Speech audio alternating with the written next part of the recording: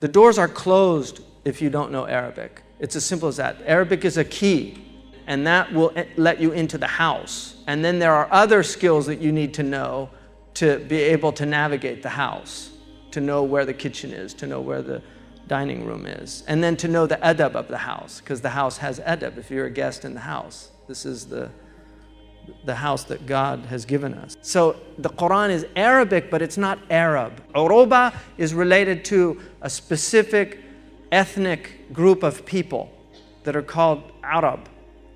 But the Arabiya is a tongue that anybody can learn. And in that way, they become Arabic because the Prophet ﷺ removed Uruba from the Arabic nature of the tongue.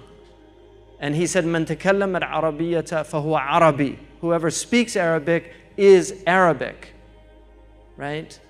So ethnically you're not an Arab, but linguistically you are an Arab. And in that way, the Arabic becomes our lingua franca, right? This is a term. French used to be the language of diplomats for a few centuries because the French were very powerful, and so diplomats all learned French. Now the diplomatic language is English because they're the most powerful. The Americans, the English, and then the Americans became the most powerful. But in the Muslim civilization, Arabic was the lingua franca, and to a certain degree Persian. Undeniably, in the Eastern Arabic tradition, Persian became extremely important. Indians learned Persian. Every educated Indian Muslim learned Persian. Urdu, which is a hybrid language of Arabic, a little bit of Turkish, a large percentage of Persian and Sanskrit. All of these educated people in what is now Pakistan, what used to be part of India or Hind, they knew Persian. So it was part of the civilization. Many great books were written in Persian. The Sunni scholars, many of them, Ghazali wrote in Persian. He was a great stylist in Persian and Arabic. So they mastered, and they were multilingual. So Muslims traditionally were polylingual in many places. They knew more than one language. It's very important to learn more than one language. The Prophet ﷺ, what he knew just in the Arabic language is not possible, humanly possible. It's not. And in fact, the great grammarians have a qaida in Arabic. They say, لا يحيط بالعربية إلا نبي. No one can know all of Arabic except a prophet, because it's too vast as a language. For any Arab, just go online and look at Lisan al-Arab by Ibn Mandur and just look at the word arada, the root ayn ra da.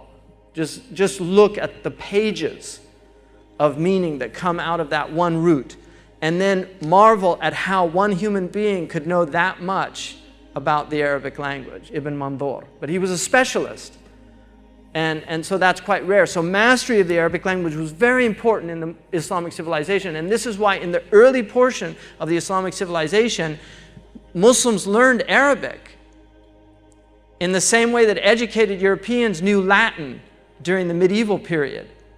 And in the later period, they learned French. French was the language that all educated Europeans knew. And today it's English. So you have Germans, they all speak English. Danish all speak English, because it's the language now that has become the dominant language. Historically, all educated Muslims knew Arabic. This was part of education. And even the ones that had very minimal education knew how to read Arabic. And most of our vernaculars, the provincial tongues that Muslims spoke with, were written in Arabic.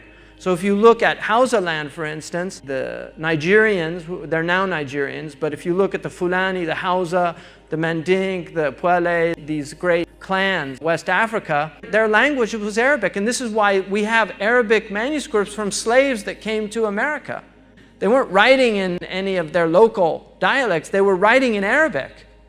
And we have proof and evidence of that. And these were not people whose first language was Arabic. They were educated West Africans who were captured unjustly and brought to the Americas as slaves.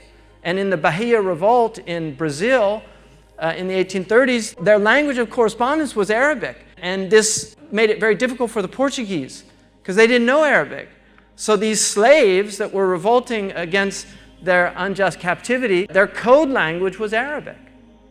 So, and then if you look at the Berber peoples of North Africa, the Berbers became bilingual. And this is why even today, the Berbers who speak Shulha, they also speak Arabic. The Tuareg, when I went to the Tuareg lands, I met many, many Tuareg.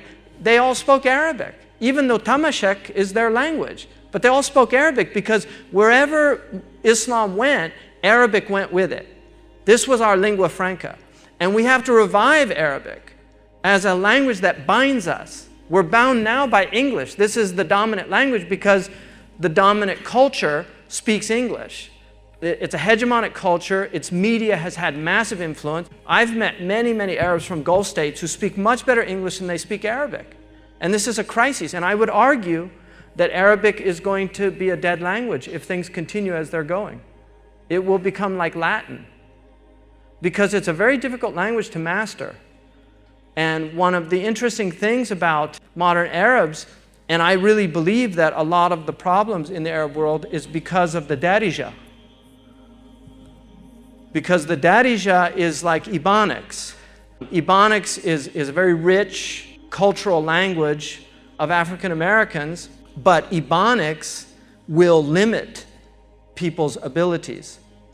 It's as simple as that. And that's why a culture that wants to keep a people oppressed will leave them in their provincial languages.